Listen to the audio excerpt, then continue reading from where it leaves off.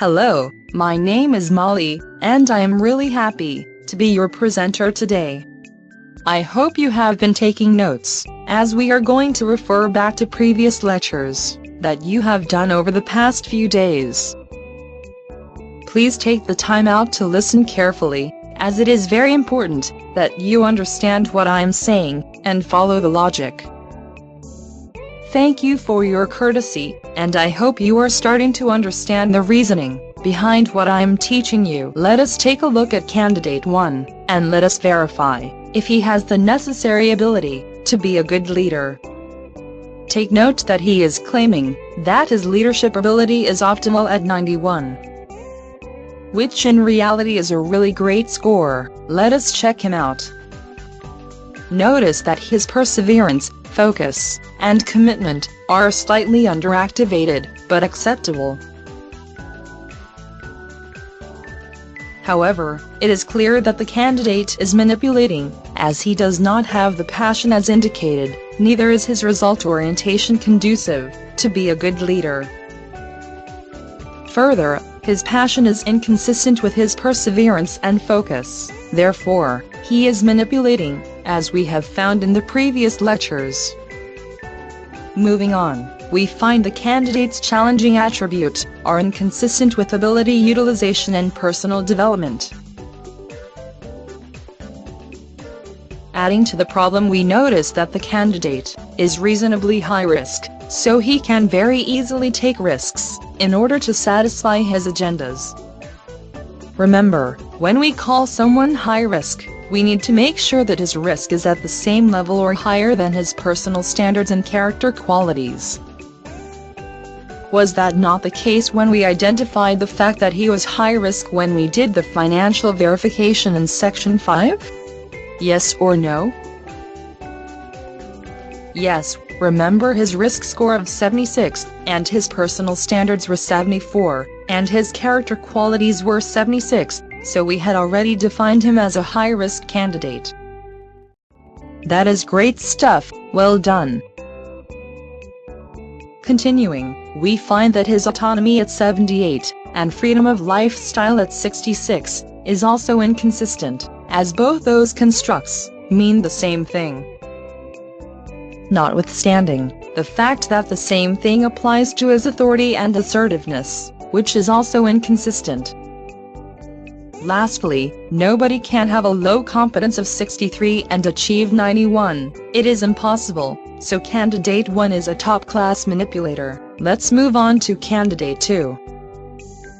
Candidate 2 seems on the face of things to be functioning optimally as a leader. However, some of the constructs are extremely high. It seems to be too good to be true, thus, probably it is likely that it is just too good to be true. So take care and check this candidate's other superconstructs carefully. It is clear that candidate 3 states that he does not have the qualities to be a leader, and this is due to two main factors. The first is that he states that he has a low sense of passion, and further at present does not have a positive attitude. Further, it is clear that the candidate does not like authority, which is consistent with assertiveness, although the scores themselves are inconsistent with each other. It is also clear that initiative is also inconsistent with both authority and assertiveness. And lastly, his interpersonal skills and general relationships are in concert with each other, meaning that he should not have great communication skills, which we found to be consistent with relationships in corporate functioning in section 6A and 6B. Candidate 4, simple is out of touch with reality, as can be noted by all the 99 scores, which are a total fantasy.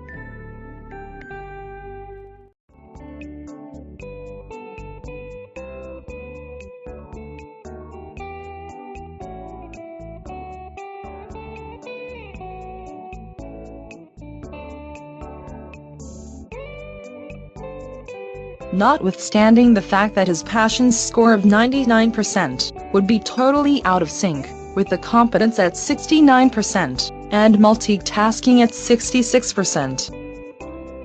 Because of the manipulation throughout this section, we have once again proved this candidate to be untruthful and therefore a high-risk candidate and an undesirable character. Adding to this scenario, the risk score of 21% would not allow him to lead, with all those highly activated scores of 96 and above. Moving on to candidate 5. The result orientation of 89 would be impossible with a passion of 35. It is impossible to have a perseverance and focus at optimal functioning, yet only have a passion of 35, just inconsistent, and therefore manipulated. Further, it simply does not make any sense, if you have a very low passion and a highly underactivated positive attitude, to then say you have almost optimal commitment. It is further ridiculous to say, I want to develop myself, and then say, I do not want to utilize my abilities. It is easy to note that the candidate is not authoritative as a person, and this is in harmony with his freedom of lifestyle. His authority is inconsistent with his assertiveness. So the moral of the story is, how can a man that is incompetent have leadership ability of 81%? This candidate is definitely a great manipulator and an untrustworthy character. Moving on to candidate 6. The first thing that struck me was that the candidate has a high risk score of 88. Further, we find that the candidate's autonomy score 0f80% is inconsistent with the freedom of lifestyle, which scores 54. It should be further noted that his authority and assertiveness are highly underactivated, meaning without autonomy and authority, one cannot have result orientation at 95%. We further earlier in our study found that the candidate was a high-risk character due to his personal standards and character qualities lining up at the same level as risk. Therefore, this candidate has not only used impression management, but is definitely a very high-risk candidate. So make sure that this candidate is carefully monitored.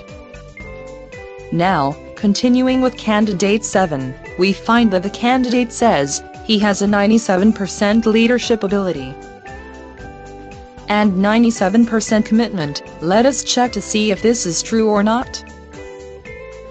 It is a complete contradiction. When commitment and passion are directly opposed to each other, one needs passion to have 97% commitment. This is obvious intentional manipulation.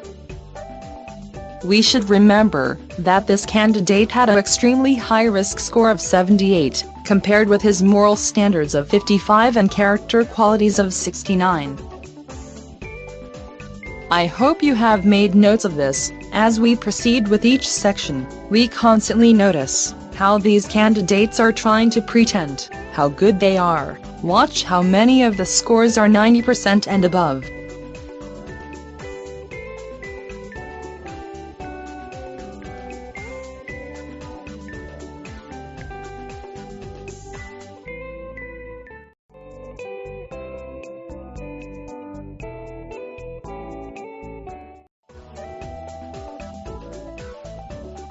It is really a waste of time to try and rationalize such candidates, as 11 of the 22 constructs are unrealistic, besides the inconsistencies between some of the other constructs, such as focus and passion, ability utilization and personal development, autonomy and freedom of lifestyle, and lastly, authority and assertiveness.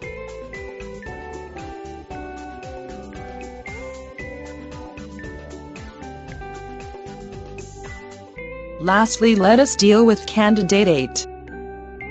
Notice that the candidate's perseverance is inconsistent with his passion,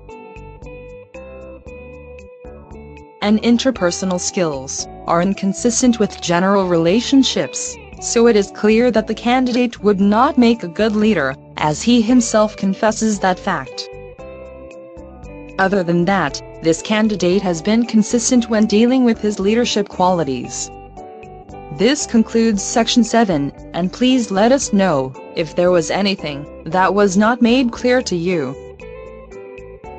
Thank you for your patience, and see you at lecture 8.